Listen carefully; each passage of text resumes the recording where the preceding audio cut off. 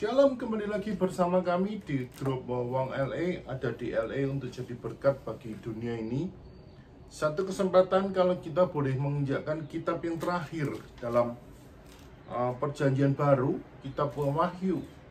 Kita boleh belajar sesuatu yang luar biasa di kitab Wahyu ini. Adalah kitab yang sungguh luar biasa menjelang hari kedatangan Tuhan yang ada dalam kitab ini untuk kita bisa menjadi berkat dalam hidupan kita. Nah, kitab ini ditulis oleh Yohanes. Dia menggambarkan sesuatu tema perjuangan dan penyelesaian tentang perjalanan Tuhan Yesus sampai kedatangan Tuhan Yesus kedua kali yang sudah nyata dalam hidupan kita. Marilah kita tetap semangat, tetap yakin bahwa ketika kita membaca kitabnya Tuhan, kita boleh diberkati dan kita boleh mengalami satu terobosan besar karena kita setia membaca kitab suci.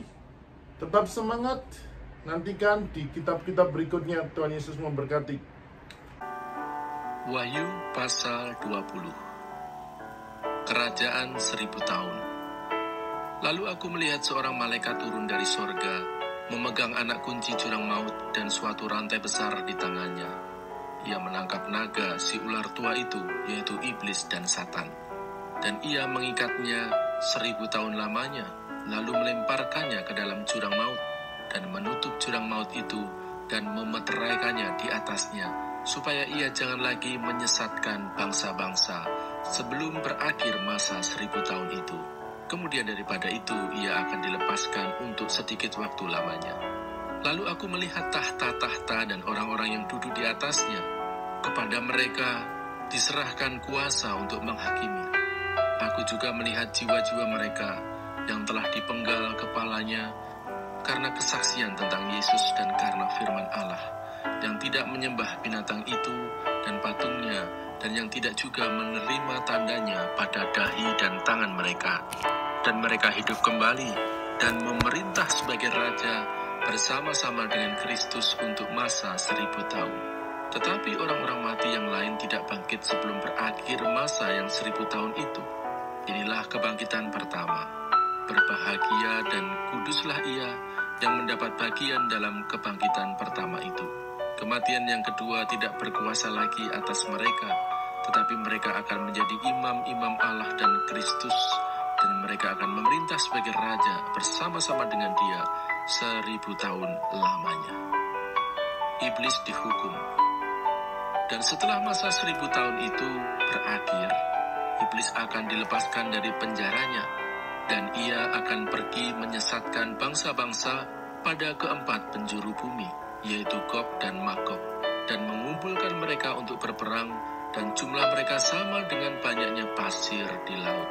Maka naiklah mereka ke seluruh dataran bumi, lalu mengepung perkemahan tentara orang-orang kudus dan kota yang dikasihi itu.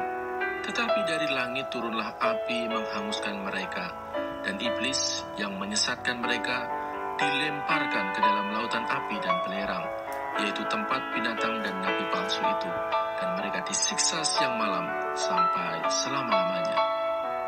Hukuman yang terakhir. Lalu aku melihat suatu tahta putih yang besar, dan dia yang duduk di atasnya.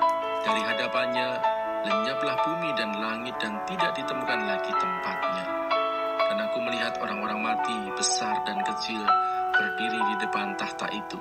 Lalu dibuka semua kitab, dan dibuka juga sebuah kitab lain, yaitu kitab kehidupan. Dan orang-orang mati dihakimi menurut perbuatan mereka, berdasarkan apa yang ada tertulis di dalam kitab-kitab itu. Maka laut menyerahkan orang-orang mati yang ada di dalamnya, dan maut dan kerajaan maut menyerahkan orang-orang mati yang ada di dalamnya. Dan mereka dihakimi masing-masing menurut perbuatannya. Lalu maut dan kerajaan maut itu dilemparkanlah ke dalam lautan api. Itulah kematian yang kedua, lautan api. Dan setiap orang yang tidak ditemukan namanya tertulis di dalam kitab kehidupan itu, ia dilemparkan ke dalam lautan api itu.